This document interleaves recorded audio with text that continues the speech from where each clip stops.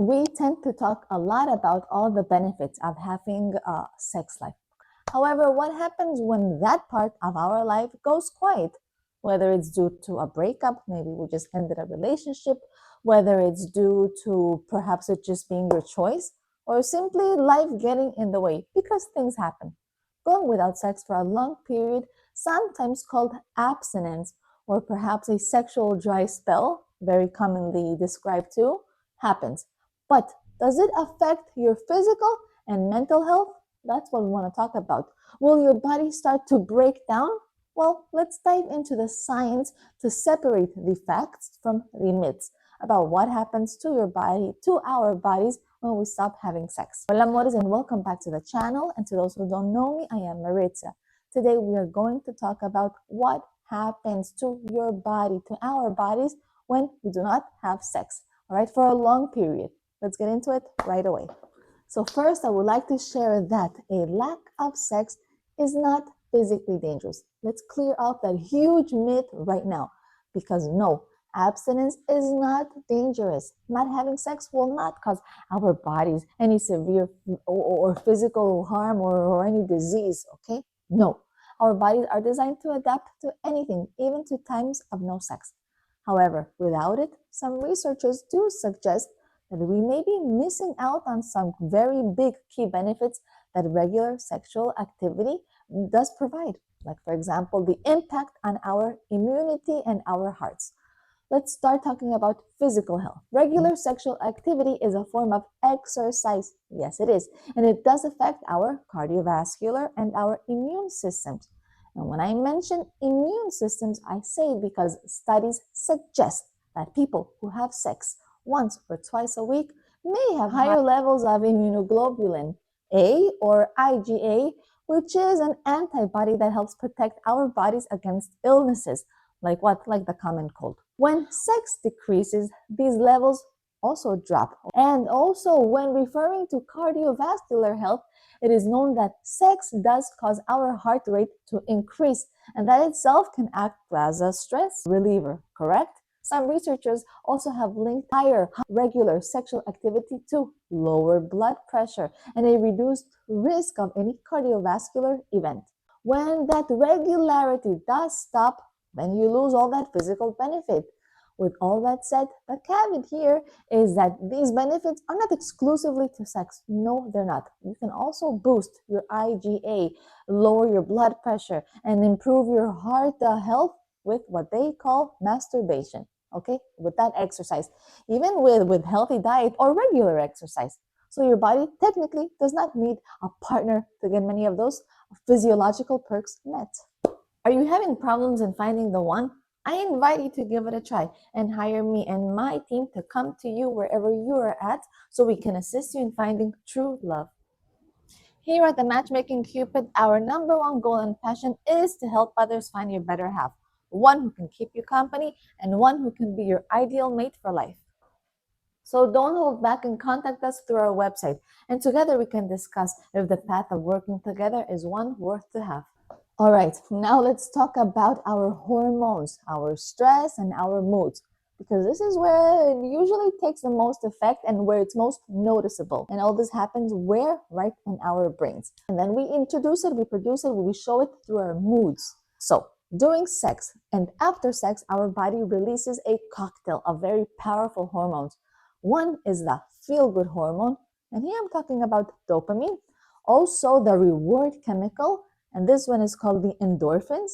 And we also have a natural pain and stress reducers that also leave our bodies when this happens, when the sexual activities happen. And this is called the oxytocin. All right, and this is the cuddle hormone. And it's this one that promotes that bonding and that feeling of closeliness. So the stress factor here is when you stop having sex or you're not having it, what are you doing? Are you missing out? Possibly you're missing out on those regular natural stress boosters, because for some people this can lead to increased stress, irritability, or maybe tension. And if you have used sex before as a primary coping mechanism or source of connection, then the absence, not having it, can make you feel a little more moody or anxious. Understand?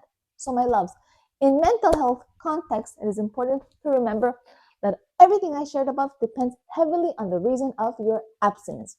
Is it involuntary, like for example, following a breakup? Then that accompanying itself with loneliness can compound the stress. But for those of us who choose celibacy, then what happens? Then we often report a much greater focus and far less stress from all the relationship complications when we're not having sex. So now, my loves, let's mention exactly what happens down below in men or women when there's no sex happening. While there are no severe consequences, there are some specific physiological changes that occur with long-term abstinence for both males and females that need to be mentioned. In males, it's all about the prostate health, all right, and the frequent ejaculation. So whether solo or with a partner, this all has been linked to having lower risks of prostate cancer. The idea here is that what? That ejaculation flushes out toxins, flushes them out. And less ejaculation means losing out on the potential protective benefits of it. So then we have something else called erectile function. And you maybe have heard of the phrase use it or lose it, okay? And this does have some truth here. Studies do suggest that men who have sex less than once a week are more likely to experience erectile dysfunction later on because regular blood flow to that area in men helps keep all those tissues healthy and responsive. Now, in females, it's all about the pelvic floor strength. And sexual activity can help strengthen that pelvic floor muscles, all right, the ones we have. And those are crucial for bladder controls because without this regular activity, all these muscles can become weakened and potentially lead to issues, I don't know, like incontinence over time. However, all these can be counteracted with some specific exercise. Also, let's mention the what? The vaginal tissues for the women, especially in older or postmenopausal women.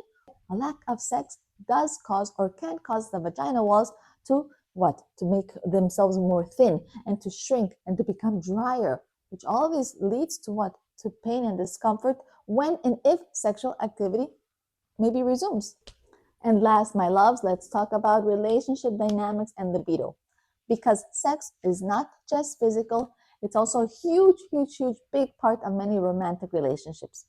And there is a relationship connection with sex and also with the lack of oxytocin, that bonding hormone that I mentioned earlier on today. Because this can lead, if you're in a relationship and you're not having it, it can lead to you feeling emotionally distant between you and your partner if intimacy is not replaced with other forms of closeness and communication. So keep an eye on that.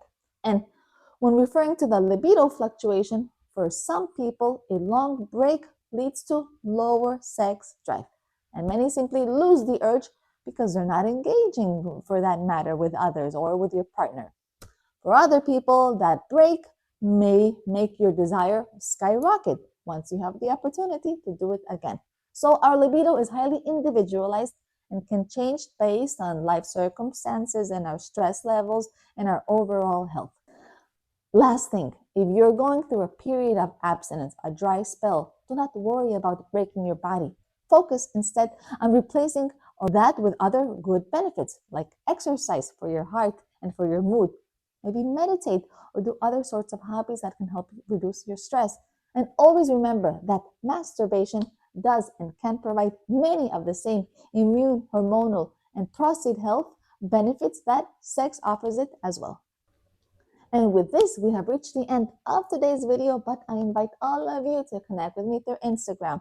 Go and check out my other music relaxing channel here on YouTube and go and see the channel's membership just in case you may find it useful.